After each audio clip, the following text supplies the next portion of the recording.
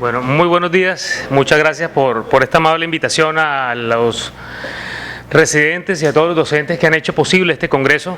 Me han invitado a hablar sobre un tema que me gusta bastante, un tema que hacemos a diario en las clínicas donde yo trabajo, que es la ecocardiografía y más aún la reanimación cardiopulmonar cuando la guiamos o qué utilidades nos puede dar la ecocardiografía para guiar una adecuada reanimación.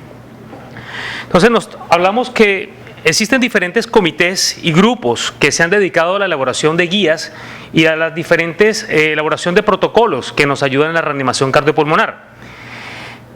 Recientemente, de hace quizás unos 15 años hacia acá, estos protocolos, estas guías han incorporado la ecocardiografía y nos han hecho principal poder incluir esta ecocardiografía en la identificación de las posibles causas que lleven al paro cardiopulmonar y sobre todo el poder realizar algoritmos que nos mejoren los desenlaces de estos pacientes, sin desconocer que el principal objetivo de nuestra reanimación es lo que va a ser el tiempo.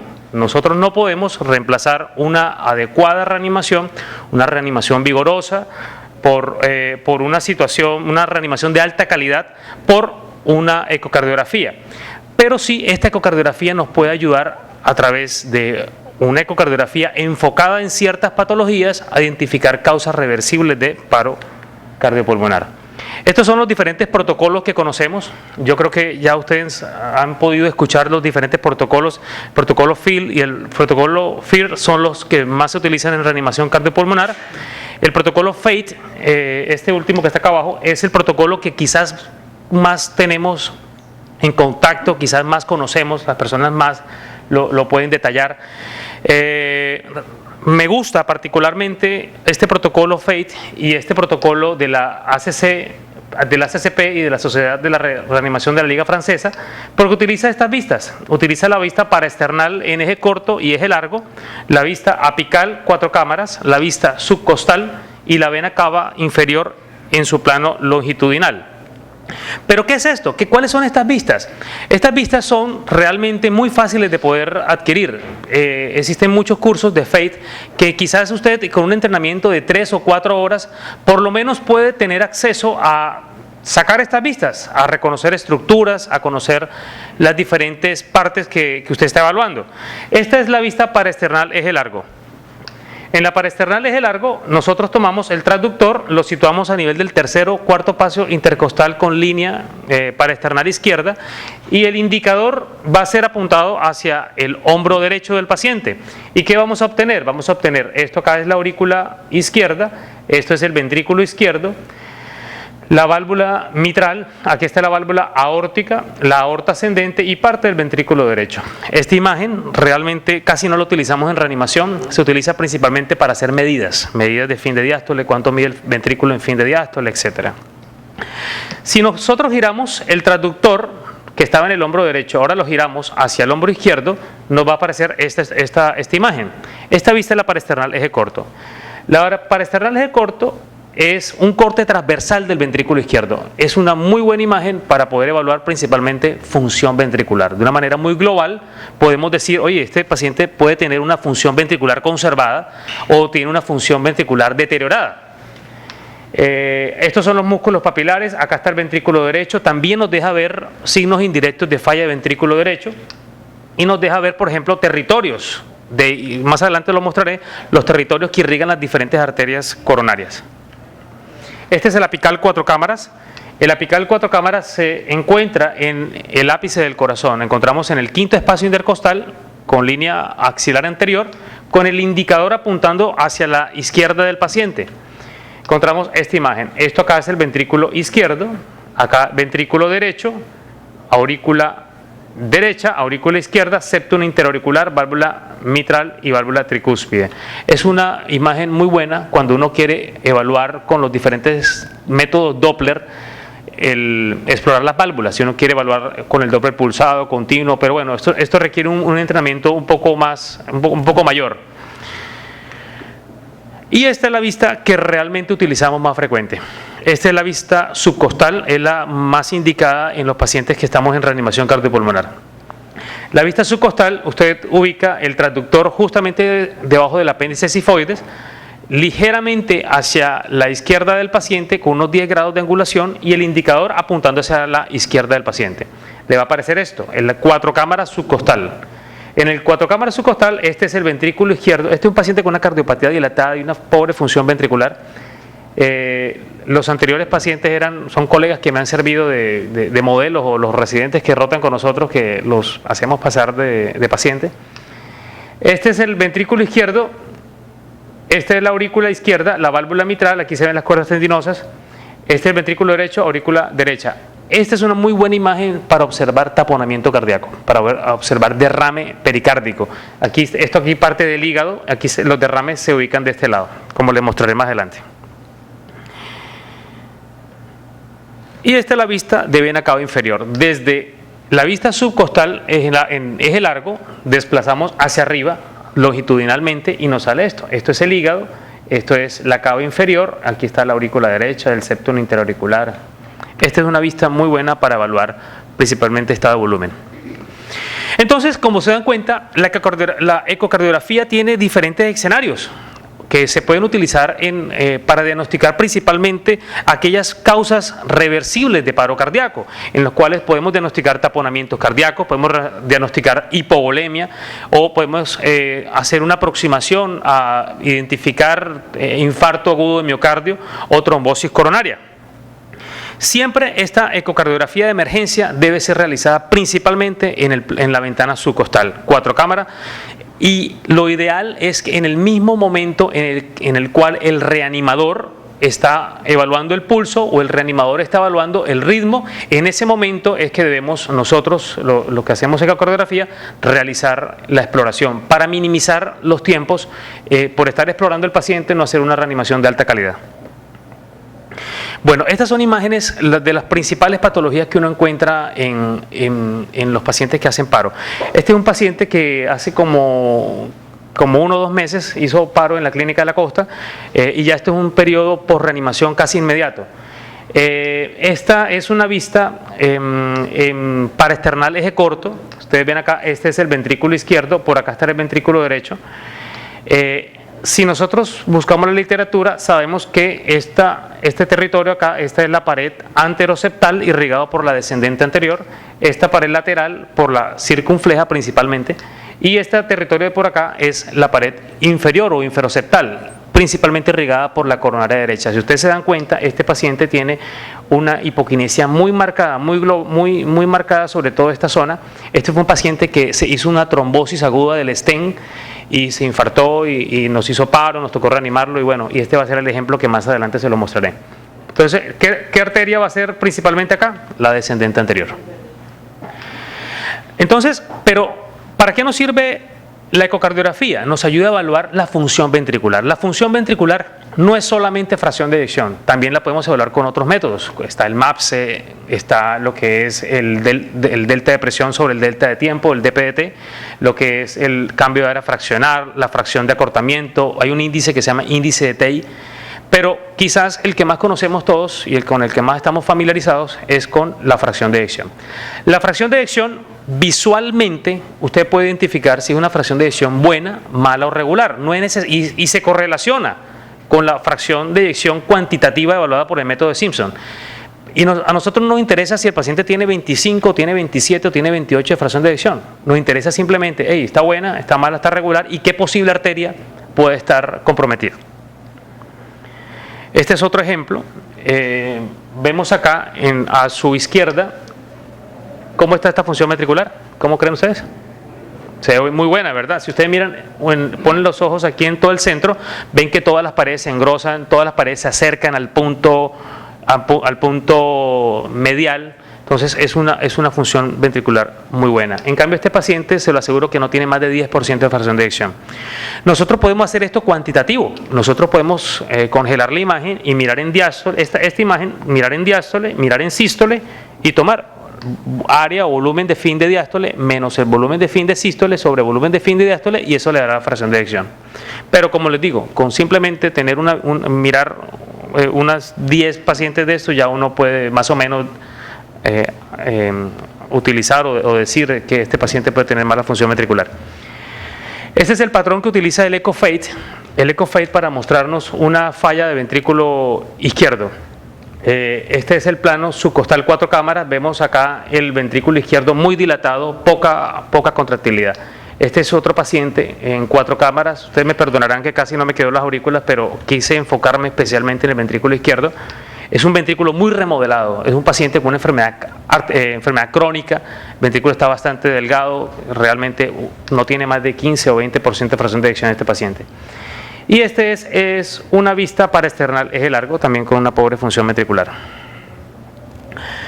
¿Y qué causas nos llevan a paro cardíaco en un paciente con sospecha de infarto? Lo principal que ocasiona muerte son las arritmias agudas en el paciente, en el contexto del infarto agudo de miocardio. La fibrilación ventricular, la disfunción ventricular severa y la ruptura libre que conlleva a taponamiento cardíaco también es una de las principales causas de muerte. Causas de complicaciones en el infarto, encontramos la ruptura papilar, el principal músculo que se rompe durante el infarto es el músculo posterolateral porque lleva solo una irrigación, el anteromedial tiene doble irrigación. Y esta ruptura del músculo papilar generalmente puede llevar a insuficiencia mitral aguda, edema pulmonar y nos toca meter al paciente inmediatamente a cirugía. Es un edema pulmonar, es una insuficiencia mitral muy abrupta que el paciente no lo tolera. La CIB postinfarto, los trombos intracavitarios, estos trombos son principalmente cuando hay infarto de cara anterior y el infarto de ventrículo derecho. Bueno, hablando de taponamiento, el taponamiento cardíaco, pericárdico, siempre estamos pendientes o estamos muy atentos en aquellos pacientes que principalmente los sospechamos, esos pacientes que han estado en el postoperatorio inmediato o mediato de una cirugía cardíaca.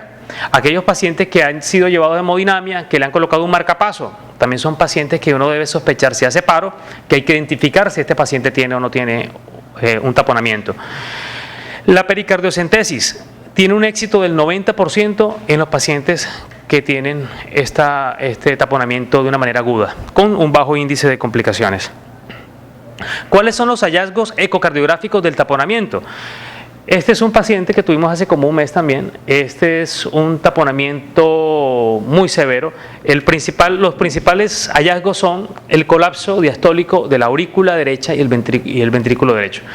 Esto acá es la aurícula izquierda, acá está la aurícula derecha.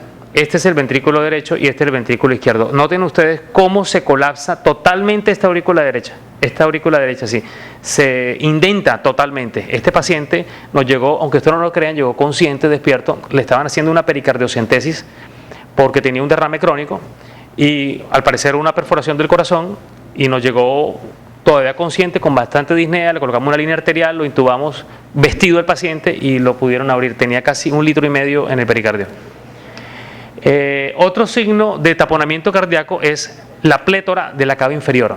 La plétora de la cava inferior es la dilatación. Normalmente la cava inferior se colapsa en algún porcentaje con la inspiración, pero en situaciones como el taponamiento cardíaco o en falla ventrículo derecho también puede haber dilatación y no se colapsa durante la inspiración.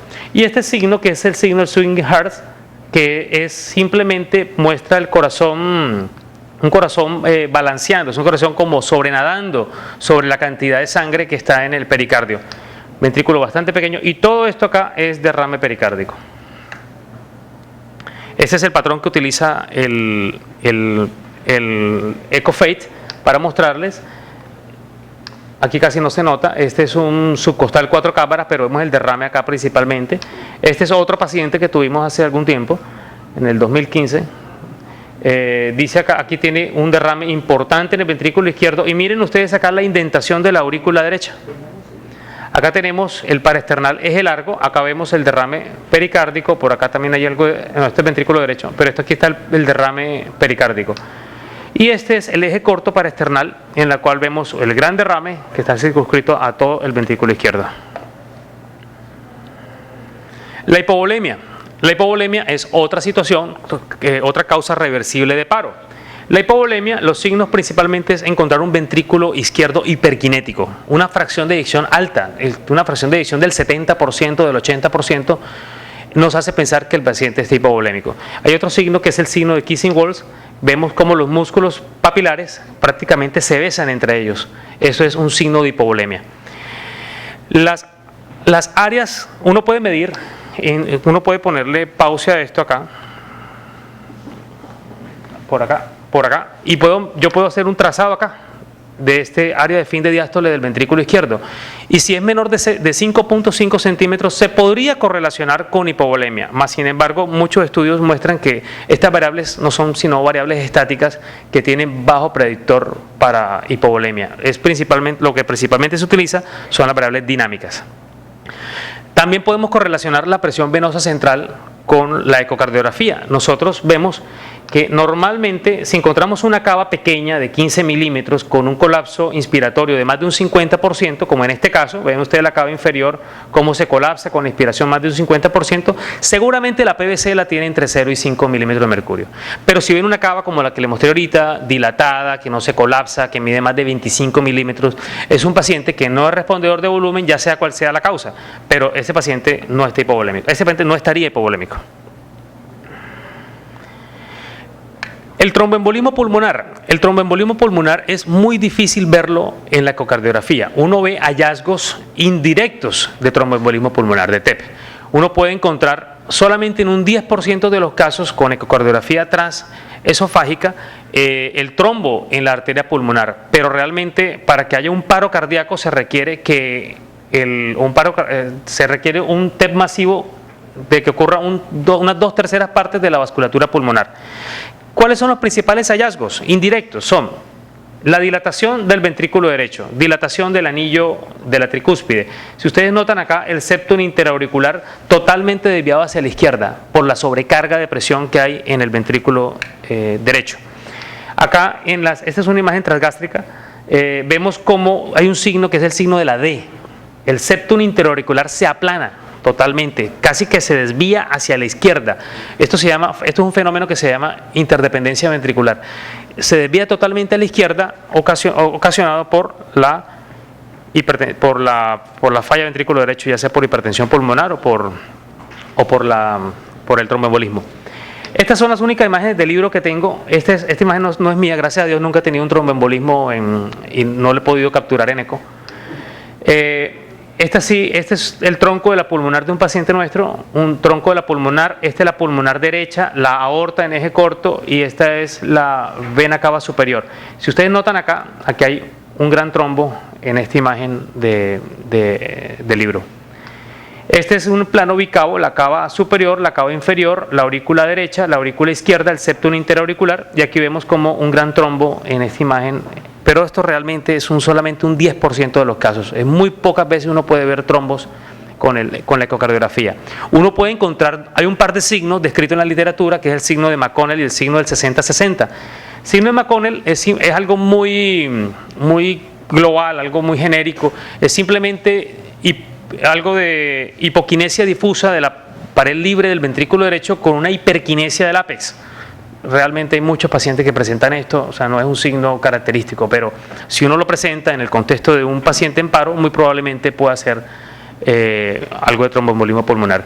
Y el signo del 60-60, que es el tiempo de aceleración de la válvula pulmonar, del flujo transpulmonar, menor de 60 milisegundos. Esto lo voy a enredar un poquito, pero es simplemente mostrarles que cuando hay una aceleración rápida de la arteria pulmonar con hipertensión pulmonar, es sospechoso de tromboembolismo pulmonar.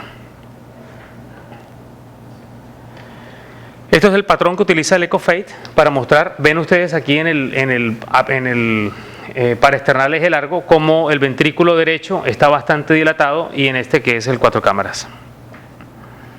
Pero entonces, ¿qué encontramos en las situaciones de paro? La actividad eléctrica sin pulso la podemos tenerlas de dos tipos.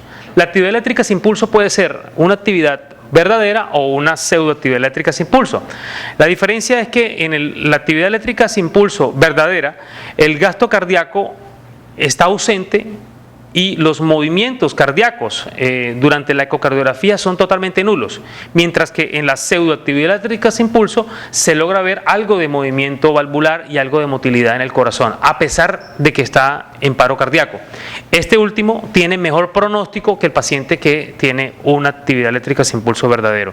Sin embargo, este pseudoactividad eléctrica sin pulso puede tener áreas de conflicto porque son pacientes que uno puede retardar el inicio de una buena reanimación pensando si está en paro o no está en paro. Esto es simplemente para mostrarles cómo la presencia de una actividad eléctrica sin pulso verdadera tiene casi un 100% de mortalidad, mientras que el retorno a la circulación espontánea del paciente con pseudoactividad eléctrica sin pulso tiene mejor sobrevida.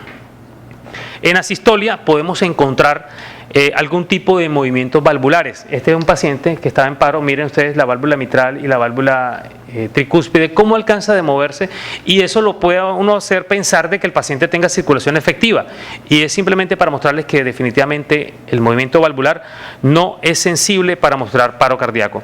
Una fibrilación ventricular fina puede ser malinterpretada como asistolia. En las fibrilaciones ventriculares ya se las voy a mostrar cómo se ve por ecocardiografía.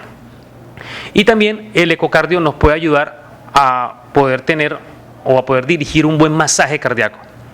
En la fibrilación ventricular generalmente puede haber contracciones auriculares regulares. Este es un paciente que está fibrilando. Lo que se mueve aquí es simplemente el médico que está dándole ambúa al paciente. Y ven ustedes cómo tiene aquí contracción auricular, y aquí, si ustedes notan y hacen un poquito de fe, esto es el ventrículo derecho que está fibrilando. ¿Se alcanza a ver? ¿Sí? Está en fibrilación ventricular. Durante las compresiones que podemos observar deformidad de la cámara ventricular izquierda con desplazamiento del corazón.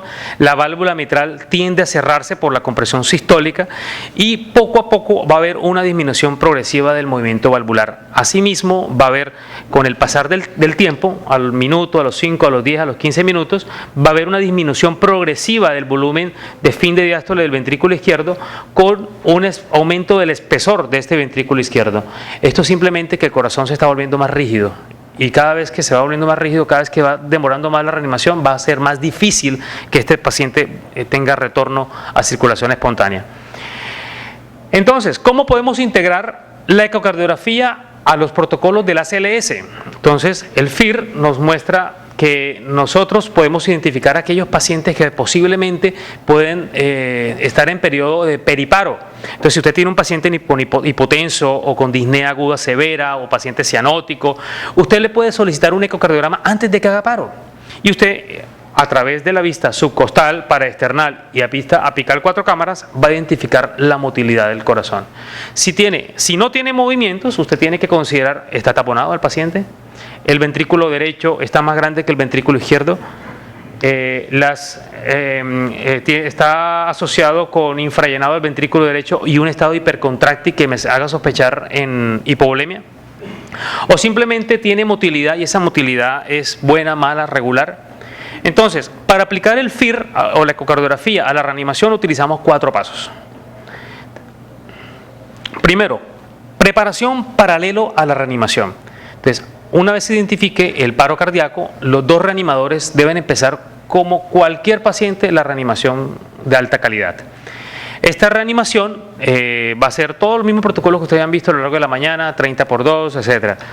Y el tiempo va a ir solicitándose al ecocardiografista, y el ecocardiografista va a ir prendiendo el equipo, mirando, aplicándole el gel al transductor, descubriendo la ropa, y cuando ya esté el paciente totalmente listo y haya cumplido con 5 ciclos de reanimación, le decimos o gritamos a voz alta: estamos listos para realizar el ecocardiograma. Entonces entra el segundo paso. El examinador debe dar la orden precisa de interrumpir las compresiones al finalizar el ciclo de masaje. Un reanimador, uno de los 2 de las personas que está reanimando, debe hacer en conteo regresivo, 10, 9, 8, 7, una vez se detenga la reanimación, mientras va palpando el pulso y va identificando el ritmo que se encuentre ahora mismo el paciente. En ese momento usted va a disponer de 10 segundos para poder evaluar en el plano subcostal el corazón. Entonces, ¿qué vamos a buscar? Vamos simplemente a ver si el corazón está latiendo o no está latiendo, si el corazón está inmóvil, o hay movimiento de las paredes, o hay derrame pericárdico, o hay aumento del ventrículo derecho, o hay signos de hipovolemia. Vamos a ir grosero, a lo grande, simplemente a identificar causas reversibles de paro. Faltando 5 segundos, de la cuenta regresiva, se debe informar al equipo para continuar las compresiones cardíacas. Luego de reanudar la reanimación, nosotros podemos hacer evaluación de los clips de videos que hemos adquirido, podemos buscar diagnósticos, podemos empezar a consultar con las personas y lo importante es no realizar un ecocardiograma repetidamente, sino cada 5 ciclos. Cada 5 ciclos dejar reanimar, dejar masajear, la adrenalina, todo lo como viene lo que necesita el paciente, y cada 5 ciclos volver a aplicar el EcoFear. Entonces, esta diapositiva solamente para mostrarles a ustedes que prácticamente en los 2-3 primeros minutos, mientras se prende el equipo, aplicamos el gel, descubrimos a la enfermera, etcétera, etcétera, no hay utilidad en el FEAR, hasta posteriormente que todo el tiempo de reanimación, cada 5 ciclos, realizamos la evaluación. Este es un ejemplo del paciente que les comentaba. Nos llaman a las 7:25, aquí está la hora del paciente, 7:25, y le hacemos un EcoFear. Entonces, evaluamos el plano subcostal, totalmente una sistolia, o el paciente algo de motilidad aquí de la válvula mitral. Empezamos reanimación de alta calidad a las 7:26. Bueno, el clido tomé a las 7:26, seguramente ya lo empezamos antes. A las 7:26 seguimos reanimando.